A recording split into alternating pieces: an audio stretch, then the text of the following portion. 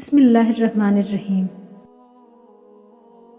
حضرت سیدہ be be زینب بنت علی رضی اللہ تعالیٰ عنہ نور والے آقا ہمارے حضور صلی اللہ تعالیٰ علیہ وسلم کی نواسی، مولا علی و حضرت فاطمہ زہرا رضی اللہ تعالیٰ عنہ کی شہزادی اور جنتی نوجوانوں کے سردار حسنین کریمین رضی اللہ تعالیٰ عنہ کی سگی بہن ہیں۔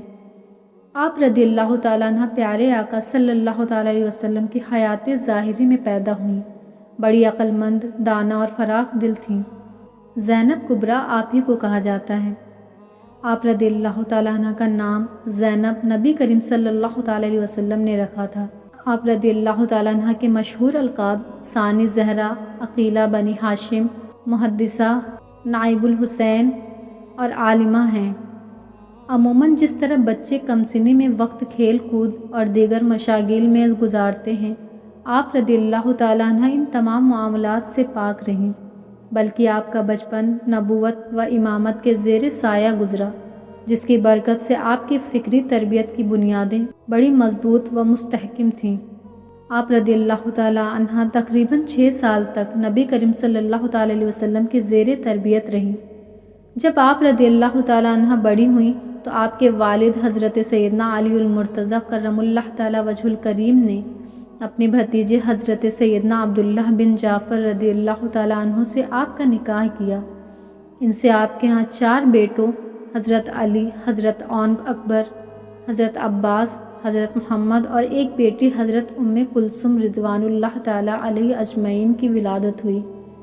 میدان کربلا میں آپ اپنے 2 شہزادوں حضرت عون اور حضرت محمد رضی اللہ تعالیٰ عنہ کے ساتھ تشریف لائیں۔ دونوں شہزادوں نے دوران جنگ بہادری کے خوب جوہر دکھائے، بالآخر ظالم یزیدوں کو تہہ تیگ کرتے ہوئے شہادت کا جام نوش کر گئے۔ صبر و استقامت سے کام لیتے ہوئے رضا الہی پر راضی رہنا انتہائی اعلیٰ صفات ہیں۔ صبر کرنے سے اللہ پاک کی خاص مدد و نصرت حاصل ہوتی ہے۔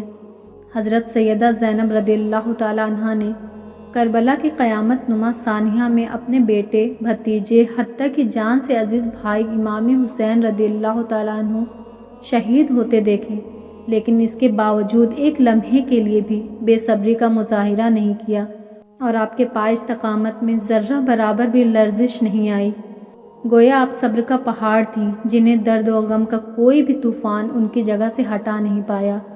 ایک مرتبہ ایک یزیدی نے کربلا کی ظاہری برتری کو اپنی فتح کی دلیل بناتے ہوئے طنز کا زہریلا تیر چلایا تو حضرت زینب رضی اللہ تعالیٰ عنہ نے اسے منہ توڑ جواب دیا، پھر اللہ پاک کے انعامات پر یوں حمد بجا لائیں۔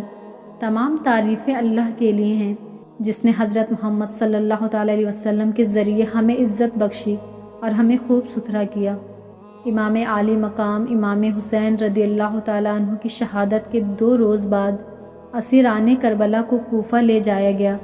کوفہ سے واپسی پر جب ان کا گزر میدان کربلا سے ہوا تو وہاں شہداء کے خون سے لت پت مبارک جسم دیکھ کر عزت مآب خواتین اہل بیت کے دل بےتاب ہو گئے۔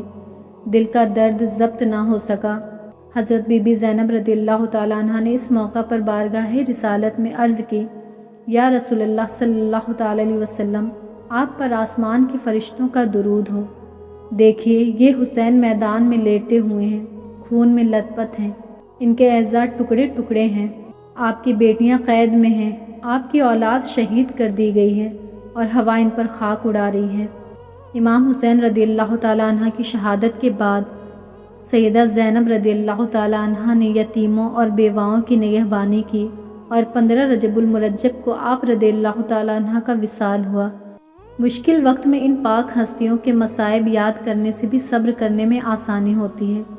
اللہ تعالیٰ سیدہ زینب رضی اللہ تعالیٰ عنہ جیسی عصمت، جرت، حوصلہ اور عزم ہمیں عطا فرمائے اور سیدہ پاک اور تمام شرکائے کربلا کے درجات بلند فرمائے، آمین۔